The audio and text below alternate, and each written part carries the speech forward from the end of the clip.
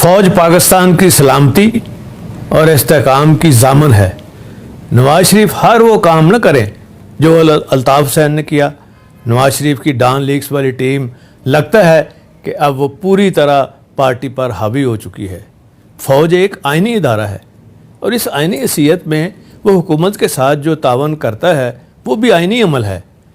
नवाज शरीफ इस आइनी अमल की मुखालफत करके आइन शिकनी के मुर्तकिब हुए हैं, जो नहायत ही काबिल अफसोस भी है और काबिल मजम्मत भी है। नवाज शरीफ हर वो काम न करें जो अल्ताफ़ हुसैन करते रहे हैं। अल्ताफ़ हुसैन के नक्शे कदम पर चलते हुए वो उनका अंजाम भी अपने ज़हन में रखें।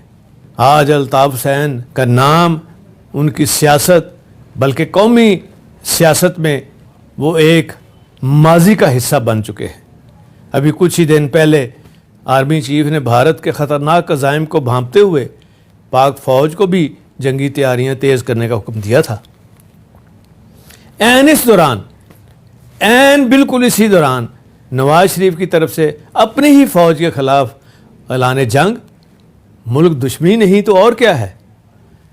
भारतीय ज़राए अबलाग ने नवाज शरीफ के फ़ौज दुश्मन बयान पर जिस तरह खुशियाँ मनाई हैं, जिस तरह उन्होंने इसकी तशहीर की है, बल्कि हाथों हाथ लिया है, इससे साबित हो गया है कि माजी की तरह आज भी वो भारत के हाथों में खेल रहे हैं।